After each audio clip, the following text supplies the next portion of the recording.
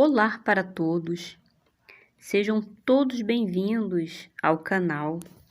Hoje eu vou falar da energia do eclipse lunar total, que vai ocorrer no dia 7 de setembro de 2025, no dia da independência do Brasil.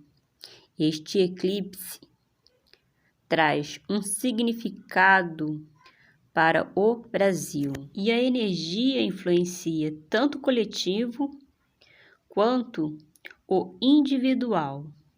Os signos que vão ser mais impactados com o eclipse são Virgem, Peixes, Gêmeos e Sagitário. Os eclipses lunares são eventos globais.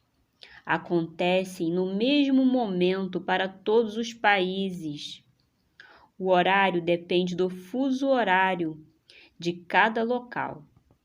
O eclipse completo terá uma duração aproximadamente de 5 horas e 27 minutos.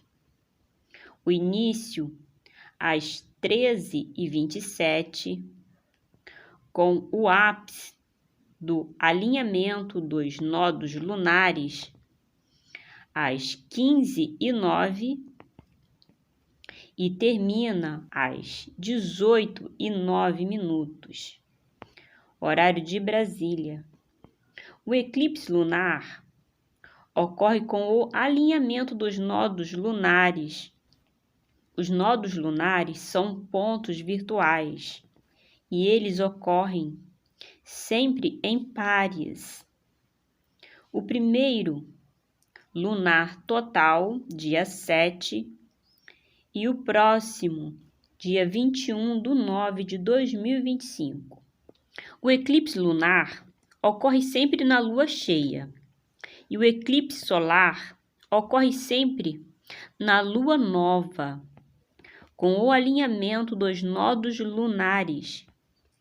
E os próximos eclipses vão ocorrer no eixo Peixes-Virgem até o início de 2027, que é quando os nodos lunares mudam para Aquário e Leão. A diferença entre o eclipse lunar e o eclipse solar é que o lunar, a Terra fica entre o Sol e a Lua, e o solar, a Lua se posiciona entre o Sol e a Terra. A energia do eclipse, nós começamos a sentir aproximadamente uns 3 meses de antecedência e mais uns 6 meses após o eclipse. Os pontos fortes que vão ser ativados no eclipse lunar são Plutão, Marte, Nodo Sul e Quirón. A casa 3, 9, 8 e 12. E lembrando que o Nodo Sul está em Virgem, que significa o conhecimento do passado, e o Nodo Norte em Peixes, lua cheia em Peixes. Plutão na casa 12, na casa natural do signo de Peixes, lua cheia em Peixes, fala do seu potencial. Plutão faz uma quadratura com Quirón e faz uma oposição à parte da fortuna. Plutão na casa 12 faz um sextil com Netuno. Netuno, que é regente da lua cheia, refere-se às revelações. Que revelações são essas? Revelações coletivas e individuais, enfim, revelações de todos os tipos, boas ou ruins. Neste período de 6 meses, não é favorável emprestar dinheiro, porque você corre o risco de não ter o retorno. Então, se você tem intenção de receber, não empreste. Em tempos antigos, bem no passado, o conceito de karma não existia. O karma era baseado de acordo com a causa e efeito. Eles diziam que as ações, decisões e reações do passado moldam o presente e as ações de hoje vão moldar o nosso futuro. Enfim, o passado cria o presente e o presente cria o futuro a partir de agora. A configuração em geral fala basicamente sobre uma sequência de repetições e de uma profecia messiânica sobre algo que vai ser revelado, algo que está oculto. No coletivo fala sobre os governantes, os falsos profetas, aqueles quais nós imaginávamos que eram pilares, já que o Sol do Brasil, que está a 14 graus do signo de Virgem, vai fazer uma conjunção com o Sol do eclipse, que está a 15 graus. Enfim, fala de segredos, mistérios, a memória coletiva, a sabedoria oculta. No individual, fala das habilidades paranormais, fala também de ganhos inesperados, ganhos no sentido material quanto espiritual. Fala também de talentos psíquicos, fala dos registros acásticos, ancestrais. Também fala de algo que podemos descobrir que talvez não seja muito agradável em questões de relacionamentos, tipo traições e etc. Graças ao conhecimento do passado, a casa 8, Sol em Virgem, Nó do Sul em Virgem, Mercúrio em Virgem. Fala da bagagem espiritual, o conhecimento do passado. A casa 8 é um portal da transformação. A casa 8 nos leva às profundezas da alma, pois ela é a casa natural de Plutão.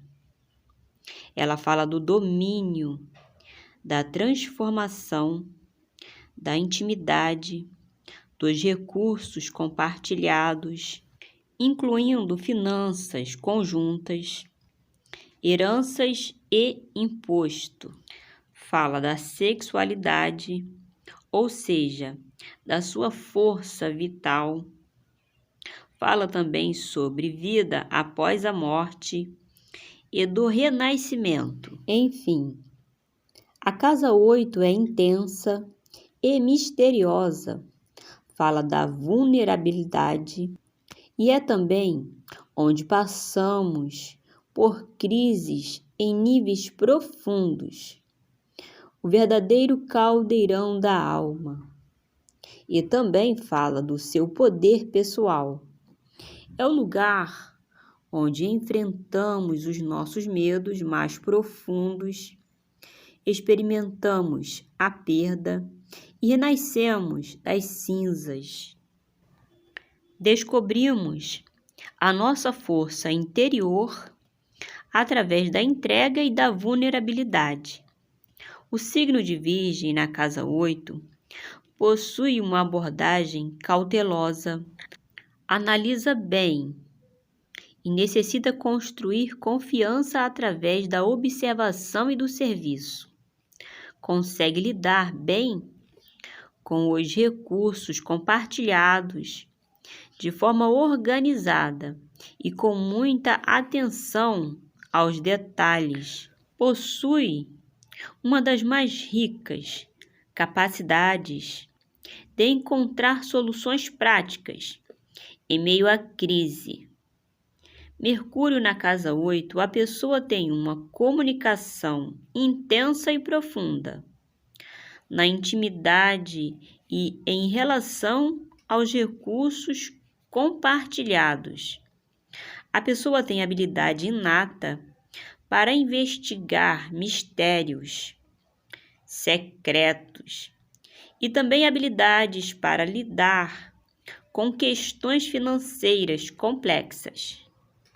Mercúrio, no signo de Virgem, é a posição de domicílio, que leva à potência de Mercúrio, além de possuir dons para a medicina, dons terapêuticos, confere intelecto prático, analítico e crítico, facilidades para estudos científicos.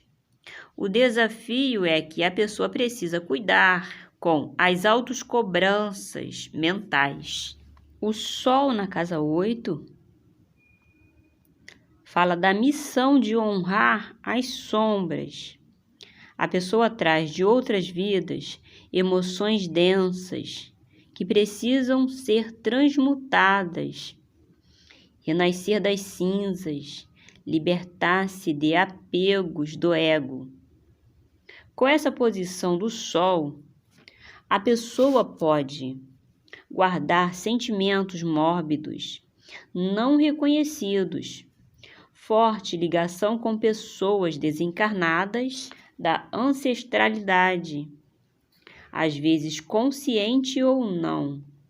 A pessoa também, consciente ou não, tem forte ligação com o lado instintivo e com a sombra do mundo. Porém, a pessoa tem forte capacidade de transmutar a sombra em luz. Ela limpa o ambiente energeticamente, muitas das vezes sem perceber. E por este motivo, pode se sentir cansado do nada, sem energia. Por esse motivo, é bom fazer um banho energético com alguma erva de purificação de sua preferência. Acender um incenso antes de dormir ajuda bastante.